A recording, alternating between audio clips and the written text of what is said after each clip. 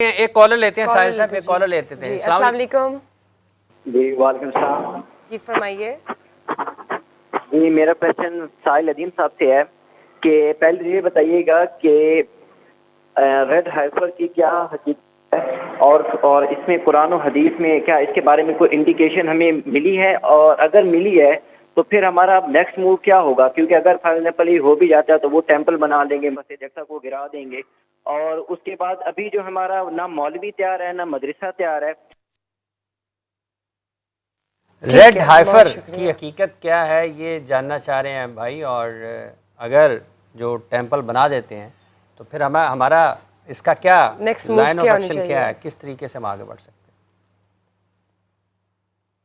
کل کی ویڈیو میں جتنا میں ایک ایسے بندے کو جس کو پہلی دفعہ خبر ملی ہو ریڈ ہائفر کی، اس کو تو اتنی اطلاع میں نے کل کی پروگرام میں دے دی ہے کہ اس کے بیسکس کلیئر ہو جائیں۔ بیسکس میں نے آپ سے کہا نا لمبی پروگرام اور سیریز کرنی پڑے گی بیٹا۔ اصلی سوال یہ ہے جس نے فون کیا ہے کہ آپ کو یہ یوٹیوب سے یہ جو ہفتہ پہلے ریڈ ہائفر کی فلائٹ اڑی ہے اس سے پہلے کیوں نہیں پتا تھا ریڈ ہائفر کا؟ سوال نمبر ایک تو یہ ہے، یوٹیوب نہیں بتائے گی، مولویوں کے اوپر نام نہ لگائیں، ہم نے خود بھی کوتاہی کی ہوئی ہے۔ تو مولویوں نے تو کبھی بھی نہیں بتانا کہ ریڈ ہائفر کیا تو یلو ہائفر کیا ہے۔ سورہ بقرہ، قرآن پاک میں سورہ بقرہ سب سے بڑی سورت، اور آپ کہہ رہے قرآن میں کس طرح ان کا بچڑا؟ قرآن کی سب سے بڑی سورت ان کے بچڑے کے نام پہ ہے، تو یہ تو بہت بڑا مسئلہ ہے نا۔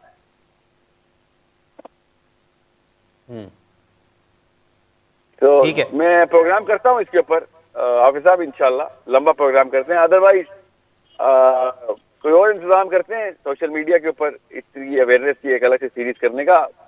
میری خواہش یہی ہے کہ رمضان میں ہی دو گھنٹے کر کے 5 دنوں کے اندر یہ پورا پروگرام کر لیں، مگر ظاہر ہے یہ ایسا ٹاپک نہیں ہے کہ جو تمام مسلمانوں کے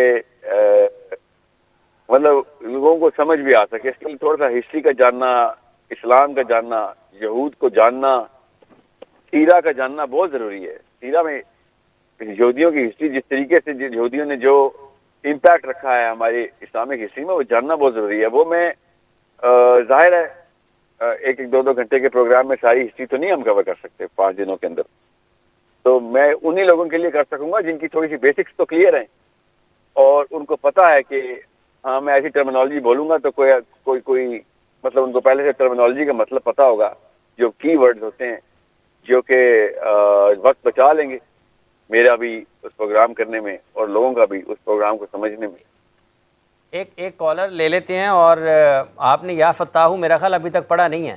یا امید تو تھا میں نے کیونکہ مجھے لگتا ہے ابھی آپ ٹریفک میں پھنسے ہوئے اور آپ کے جو ویورز ہیں وہ انتظار کریں کہ آپ اسٹوڈیو میں کب آئیں گے۔ کالر ہیں جی، اچھا ڈراپ ہو گئے۔ اچھا صاحب کی جو جیسے ابھی ساحل صاحب بات کر رہے ہیں کہ ہمیں اصل میں بنیادی طور پر جو ہماری کامیابی ہے وہ تو قرآن سے ہے، اور اگر ہم طرز حکومت کی بات کرتے ہیں اور ہم یہ کہتے ہیں کہ آئین جو ہے وہ پاکستان کا قرآن و سنت کے تابع ہے، تو قرآن و سنت کا آئین بنانا، اس کے اوپر عمل کرنا، یہ تو پارلیمنٹ کی ذمہ داری ہے کہ نہیں ہے؟ ڈیفینیٹلی ہے، بالکل ہے۔ کیا پارلیمنٹ اس میں نظر آتی ہے آپ کو کہ بنیادی ذمہ داری ہے؟ میں فرسٹ ٹائم الیکٹ ہوا ہوں، تو خرابی جیسے ساحل بھائی نے بات کی ہے شروع وہاں سے ہو جاتی ہے کہ ہم قرآن ترجمے کے ساتھ نہیں پڑھتے۔ بہت سارے انسان کے بنیادی مسئلے جو ہے نا وہ شاید حل ہو جائے اگر ہم قرآن ترجمے کے ساتھ پڑھنا شروع کر دیں۔ تفسیر حدیث تو بہت بعد کی بات ہے۔ اب جو کوئی بھی ایک مسئلہ، مطلب قرآن ایک ایسا مفصل قسم کا سبجیکٹ ہے۔ اسلام، میں اکثر کہتا ہوں، پہلے عدم برداشت کی آپ نے بات کی، اسلام کہتا ہے نہ ترک دنیا نہ غرق دنیا، میانہ روی، مساوات، ٹھیک ہے۔ اب اگر ہم قرآن کی بات کریں تو قرآن کے جو ٹیچنگز ہیں نا وہ 1400 سال پہلے کے لیے بڑی بحث تھیں۔ قرآن کی ہر آیت کے اندر ایک پوری فلسفی ہے، ایک ریشنل ہے۔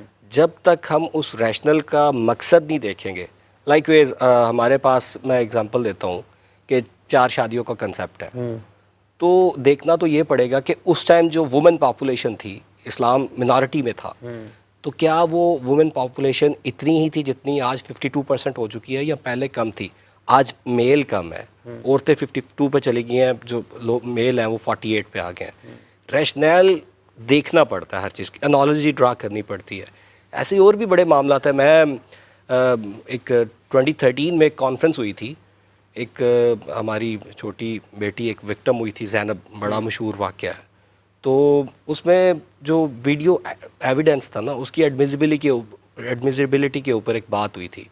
2 دن کی ایک کانفرنس تھی, اسلام آباد کے اندر ہوئی تھی. تمام مکاتب فکر کے جو علماء ہیں وہ سارے اس میں اکٹھے بیٹھے تھے, کیونکہ لا اور ہے نا, لا ویسٹرن سائڈ سے ہم نے اڈاپٹ کیا ہوا ہے. ہمارا تو ساتھ مسلم لا ایک چھوٹا سا سبجیکٹ ہے, یا MFLO 1960 میں ہم نے دیا ہوا ہے. تو اس میں جو ویڈیو ایویڈنس کی ایڈمیزیبلٹی تھی اس کی بات ہوئی تھی, مگر انفارچونیٹلی وہ جو کانفرنس تھی وہ اعلامیہ دیے بغیر ہی موخر ہو گئی تھی. تو بڑا زیادہ رول ہے پارلیمنٹ کا, ادھر رولز ریگولیشنز بن سکتے ہیں, مگر پارلیمنٹ سے بھی بڑھ کے سب سے بڑا سوسائٹی کا رول اگین آ جاتا ہے. سوسائٹی کا, سوسائٹی کو لیڈ کون کرے گا ساحل صاحب؟ یہ جو معاشرہ ہے اس کی اگر قیادت کرنی ہے کسی نے, اس کا مطلب یہ ہے کہ اگر یہ 25 کروڑ لوگوں کا ملک ہے تو یہ بغیر کسی قیادت کے اپنی اپنی جگہ پر ادھر ادھر سر ٹکرا رہے ہیں, ادھر جا رہے ہیں ادھر جا رہے ہیں, کوئی راستہ نہیں ہے, کوئی سمت نہیں ہے کہ کس طرف سے ہم نے آگے بڑھنا ہے. اور ٹھیک ہے ساحل صاحب اسٹوڈیو پہنچ آ رہے ہیں. اچھا, آپ کے خیال میں سب سے بنیادی ذمہ داری پھر کوئی کون کرے گا قیادت؟ دیکھیے, اگر آپ اسلامک پوائنٹ آف ویو سے دیکھیں تو ہمارا امام غزالی صاحب نے امام کا کیا ہے, پلاٹو جو ہے, مطلب آپ اگر پاسٹ کو دیکھیں نا تو نیشنز کو لیڈ کرنے والوں کے, ہمارا بینگ اسلامک پرسن, ہمارا کنسیپٹ ہو رہا ہے, ان کا بھی امام کی طرح ہی ہے, جو ایک لیڈر ہوتا ہے, جو رولر ہوتا ہے. امپلیمنٹیشن تو اسی کے تھرو ہوتی ہے, تو سب سے بڑا کردار بھی اسی کا ہوتا ہے.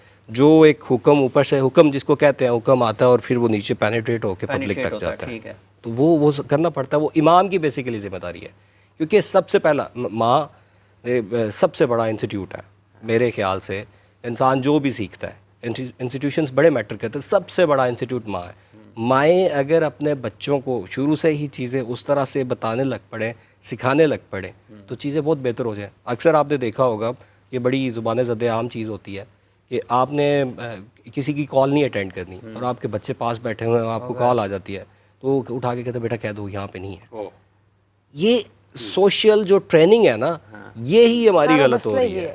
مطلب سوشل ٹریننگ, مطلب ہماری آپ کے بنیادیں ہی ہلی پڑی ہیں. جی, بنیادیں ہیں ہی نہیں, ہلی پڑی ہوئی تو ایک اور چیز ہو جاتی ہے نا.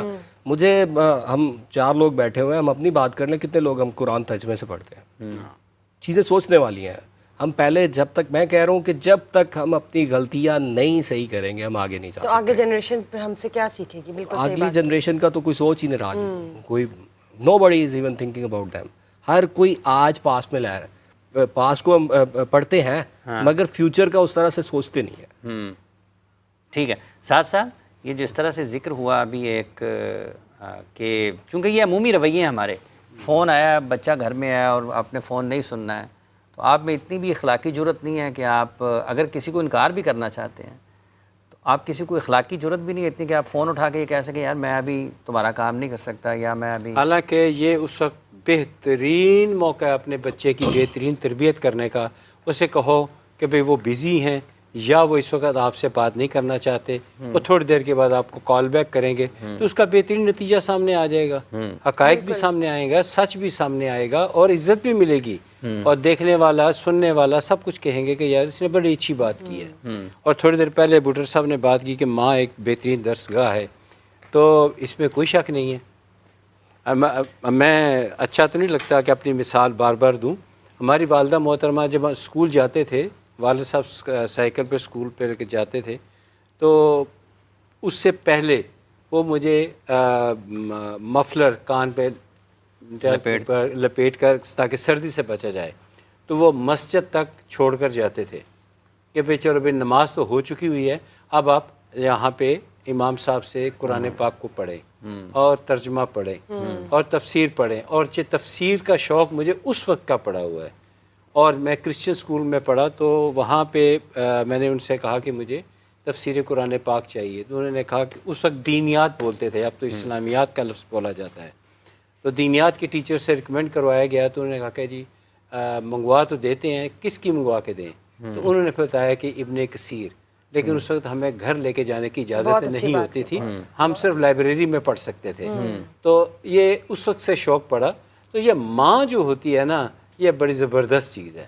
میرا خیال ہے کم از کم 3 میں کوئی مبالغہ رائی سے کام نہیں لے رہا، میں صرف اتنا بتا کہ 3 صورتیں میں نے ان کی گود سے سیکھی. میں نہیں کہتا کہ میں نے پورا قرآن پاک ان کی گود سے سیکھا، لیکن چند ایک بڑی اچھی آیتیں جو آج تک میری زندگی میں ہیں، اور جو چند ایک سورہ مبارکہ اور کچھ احادیث مبارکہ وہ ہمیں سنایا کرتی، ہم سنتے اور پھر آج ہمارے کام آ رہی ہے. بہت بہت ٹھیک ہے، اس پہ عمل کرتے ہیں اور ہمارا عمل کرتے ہیں کرتے ہیں. ثواب ملتا ہے. ٹھیک ہے بھٹر صاحب، آپ کا بہت بہت شکریہ، آپ تشریف لائے. ساتھ صاحب آپ تشریف لائے، آپ کا بھی بہت بہت شکریہ. آنے والے دنوں میں آپ سے ملاقات رہے گی، بات چیت رہے گی، اور انشاءاللہ آپ کی روحانی ٹپس جو آپ نے دی اس کا بہت بہت شکریہ. اور آپ نے جو پارلیمنٹ میں آپ آئے ہیں تو کچھ نہ کچھ ایک جو بہتر بہت اچھی بات ہے، انشاءاللہ کوئی نہ کوئی چینج تو ضرور آئے گا اس کو کریٹو آگے آئیڈیاز لے کے کر چلیں. ذریعے بہت جو بہت آپ نے یہاں پہ بھی شکریہ. شیئر کیے. بہت بہت شکریہ آپ کا.